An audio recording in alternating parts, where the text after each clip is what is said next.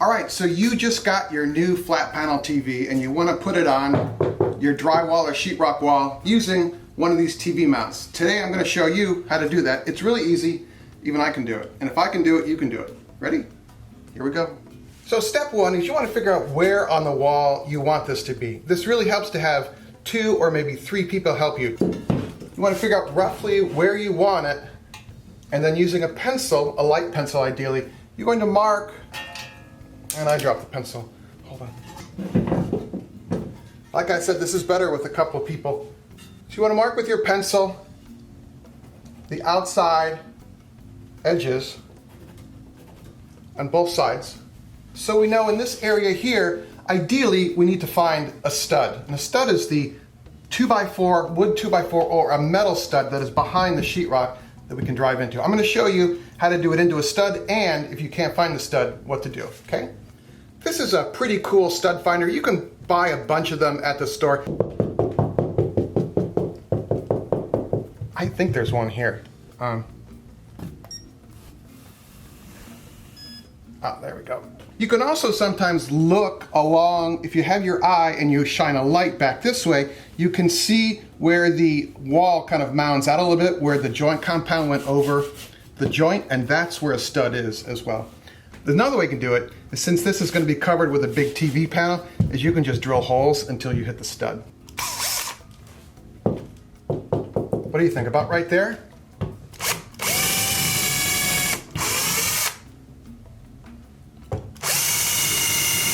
It feels like it. Let's get a screw and see. Drywall screw? Let's see. Yeah, that's a stud. If it's not a stud, it does this.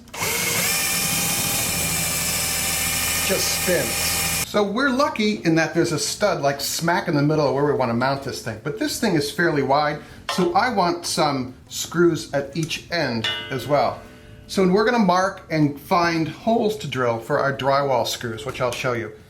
Go get, this is a really great, it's called a torpedo level, but it's magnetic. So you can put it on here and it grabs right on. It doesn't go anywhere. All right, I move this into position, check my marks for positioning, and now I'm going to look at the level and make sure it is level. And then I'm going to outline that oval, and then on the other side I'm going to outline the oval as well. If you have a heavier TV, a larger TV, I would suggest marking the bottom holes as well as the top holes here. Use these, not these. These are what came with your TV mount, and they mean well, but these are all of a couple bucks and they work much better and they're easier to use as well. It's called a snap toggle. I don't get paid by these people, but I just think they have the best product right now. I'll link in the show notes if you want to buy these online. They also sell them at your local hardware store. These, big TV, this, bad, okay? Use this. So let me show you on a piece of sheetrock how these things work. 1/2-inch drill bit, go through like that, okay? This is the part we see, this is the part in your wall, okay? This is our snap toggle, and we bend this way and then push it through. So we're now sticking out like this, and we're going to push this through, and what's happening is it's coming out the other side like that. So this is inside the wall now. And then we pull this back, and when you pull it back, that snaps up against the drywall or sheetrock, and we're good. So we've pulled this so it's snug up against there.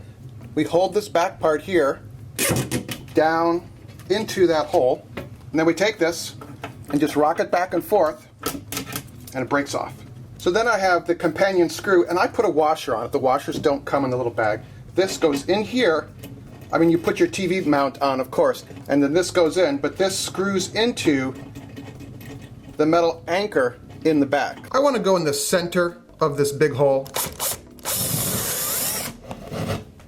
Easy enough. Here's our toggle slot.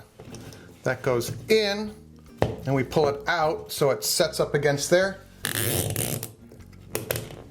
Pull that tight, like that, and then perfect.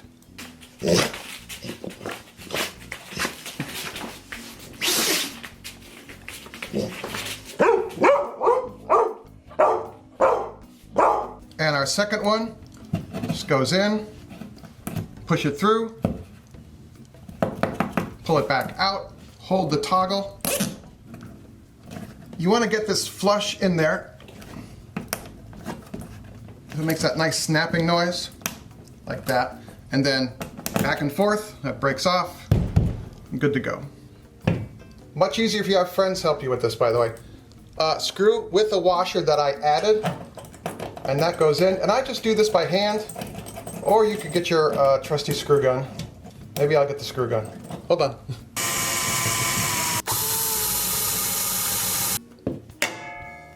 What do you know? It's level. What a wonderful thing. Okay, we've got our drywall anchors in, but there's that stud, and it ends up that it's right here. It's a little close to my extension bracket here, but I'm going to drill pilot hole. I'm going at a bit of an angle to get and grab that stud. I'm going to be using some drywall screws with washers on them. You can use a heavier duty screw if you want. I found these to work quite well for what I do. By the way, this flip bit thing is really handy. Just flips over, drywall screw on. Nice. Just like that. All right, upper body strength, ready? That ain't going anywhere. TV's lighter than me. I wish I could be a little lighter. So something to think about here is pay attention to where the cables come out of the back of your TV. If they come out this way, you will need more space on the back than if they come out pointing downward. And where the vents are, the cooling vents of your TV. If there are a lot of cooling vents in the back, you're going to need to add the spacers in. Check with your TV manual about that. But the spacers add some space so their heat can go out. This one is top and bottom, and the cables go out the bottom, so we won't have a problem. We can have a narrow clearance here to the wall.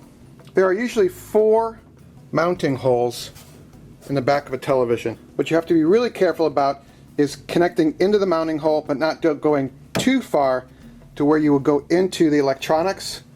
That's a bad thing. Check the instructions to make sure which is the top and which is the bottom of these.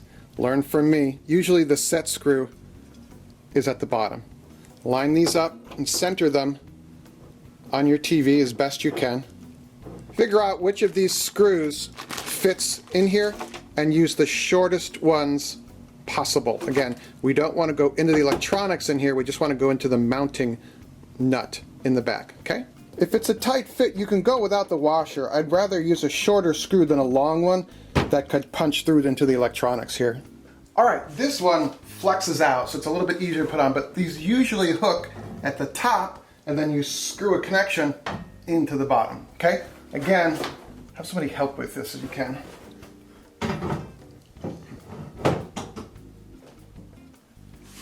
Funny when it works, isn't it? Alright, let's set the screws in the back. Good to go. Nice. Alright, the set screws are done. Nice, huh?